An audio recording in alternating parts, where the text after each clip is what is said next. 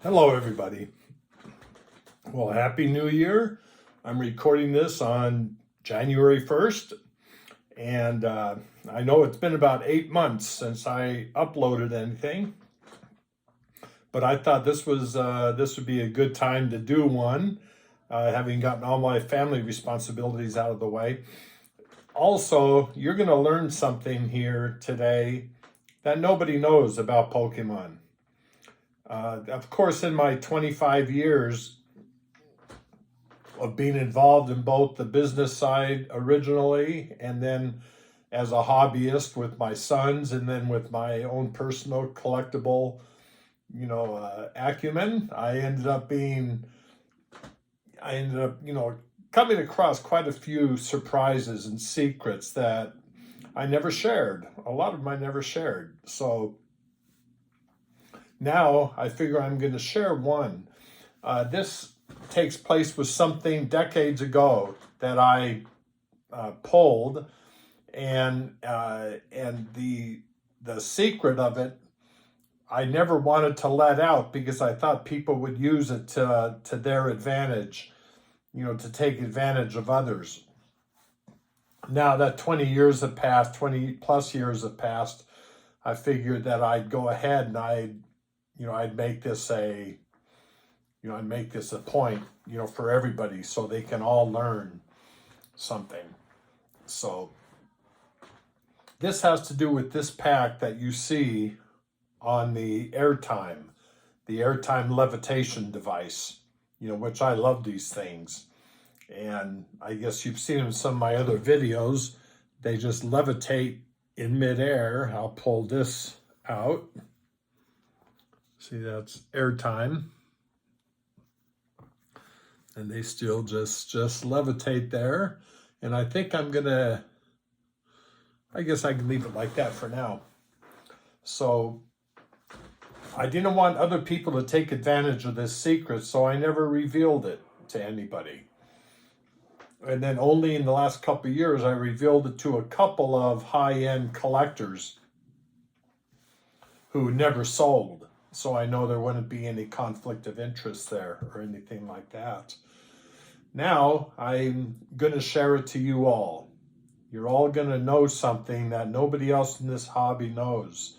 And then we'll go from there. Obviously, they're going to learn after seeing, this video, the word's going to get around. And that's okay. I'm going to speed this up a little.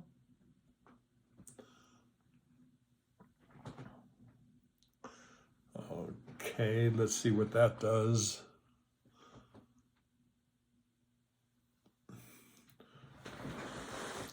Okay.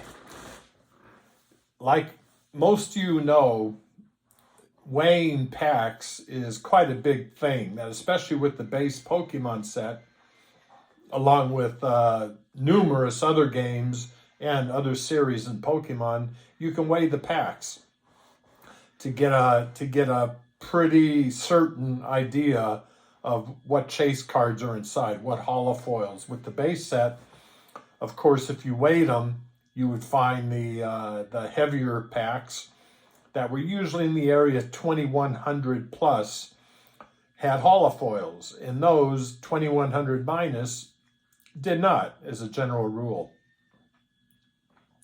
Well, I'm here to tell you that yes, that is true the vast majority of the time, but it's not true all the time.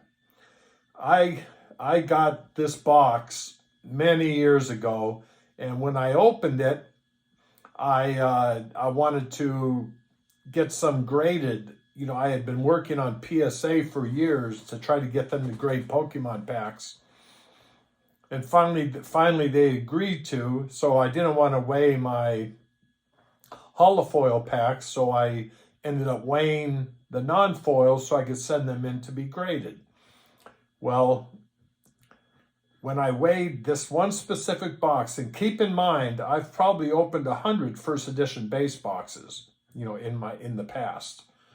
Well, this time the weights came out dissimilar, not the way they normally did. The light packs were in the 2030s. the heavy packs were in the 2070s, 2080s. So what normally, like a 2778, where it would be a sure non-hollow pack, in the case of this box, that was a hollow pack. So how do I know? I had the 36 boxes put aside. I weighed them out, all the 2070s and 80s. There were 12 of them with 4 of each artwork, the Charizard, Blastoise, Venusaur. And the lights in the 2030s were all in the 2030s, and there were 24 of them, 24 packs. So there you go. This was a legitimate box, factory sealed, back when people weren't scamming the rewraps and all that, when they were a lot cheaper, in other words. It came out to a perfect box of 24 and 12 with 4, 4, and 4 on the artworks on the heavies. So there you go. Well, just to be sure, I did open a couple, and just as expected, I opened up a couple of the hollow packs, and they were all hollows, the ones that I thought were in the 2070s. And then in the 2030s, I opened up a couple of those, and those were all in the, all non-hollows, just as expected. I did send them in for grading, and they were absolutely perfect. They were graded out all 9s and 10s, and those early ones, I remember the 3 that I opened were a Magneton, a Hitmonchan, and I believe it was a Poliwrath, or it was a Magneton, a Poliwrath, and a Zapdos, something like that. Well, I just tucked them all aside like I do everything. And about 20 years later, I had some interest from some high-end collector friends who wanted to purchase some. And I explained the story, telling them that, about the oddball weights. And so they asked if they could open them up with me online. There was actually a couple of videos out there where they opened them, where I don't think I mentioned the weights. I'm sure I didn't. And sure enough, the ones that I supposed would be hollows were hollows, and the ones that I didn't think would be hollows weren't hollows. All perfect. And interestingly, out of those, I still have 5 of the hollow packs left, so that means I opened 7. And out of those 7, no Charizard or Blastoise was opened. Out of those 7, I have 5 left. Now, does that mean a Charizard and Blastoise is left in those 5? No, it doesn't mean that. Sometimes they run true to form, and oftentimes they don't. I've opened 3 boxes without getting a Charizard, and I've opened up 1 box that had 3 Charizards inside. So all I can say is that none of the premium hits were taken out of those boxes. But I still have 5 packs. Hopefully one is in there. Now, let me get this airtime spun around a little bit more. There we go. Isn't that cool? Well, anyway, that's one of the packs right there. And so I hated the way at the time. I'm the one who got Joe Orlando at PSA to start grading Pokemon packs. And when they came back to me in the very beginning, they were folded over and fit into a baseball wax pack case. And it looked horrible. It caused problems with the foil packs, damage, I would say. And so I called Joe and I let him know. I said that, if I were you, I wouldn't grade any more Pokemon packs till you get a case that fits. Because these are just ridiculous. These are horrible. They look bad and they do damage to the packs. Well, I don't think he listened to me, because he did start grading Pokemon packs after that by folding over the flaps. And I took responsibility for that. I wish there would have been YouTube back then, because I would have let everybody know, don't do it. So I had some packs. I was always looking for a company that would grade packs that would look nice. Well, this pack you see up here is the company I ended up going with, Get Graded. Get Graded is their name. They're a British company. They're in England. And they did something so cool. I don't know if you're going to be able to read it on the label, but on the label it shows the weight of the pack. In this case, it's 2034. For sure a light pack, therefore a non-hollow pack. So Get Graded, and it's a beautiful case. Those guys did a good job. I haven't graded regular cards, but for packs, they just did an amazing job. You know, I love their case. The case is first class, and the grade got what it deserved. This one, this is a Charizard pack, right? Yeah, this Charizard pack got a 10, but many of my other ones got 9s that I had them do. I had them do like, I think 6 or 7, something like that. So what does this tell you? This tells you that, number one, you can't be 100% sure, but on the weights of the packs. These are not typical weights, and yet you can still read which are the foils, which are the non-foils.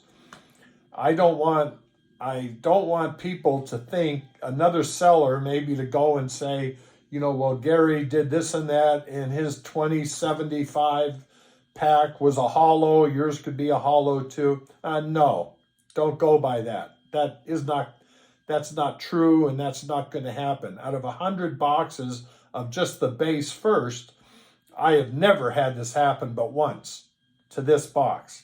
So, you know, there you go. Now, I do sell those packs. I would sell them and trade for them.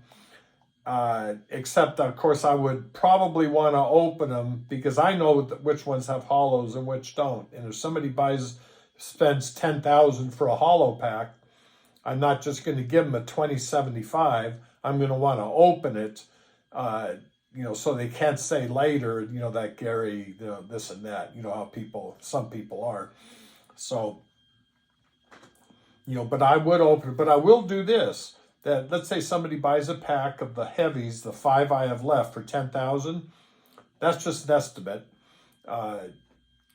What I would say to them is, if this does not pay your $10,000, if this does not have a hollow, then you can have the pack for free.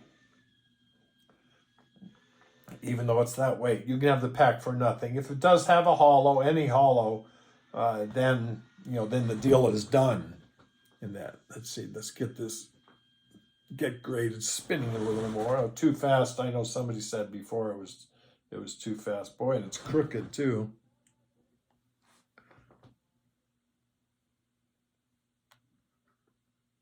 There we go. Look how it levitates in midair. Isn't that cool? See, I don't have it on there properly balanced. Sorry, airtime guys. This is beautiful stuff. This is their second series one. It's really neat. And once you get used to putting it on there, it's really amazing. So that's the secret of one that you didn't know. You know, that's a Pokemon secret you didn't know. Yeah, there's others.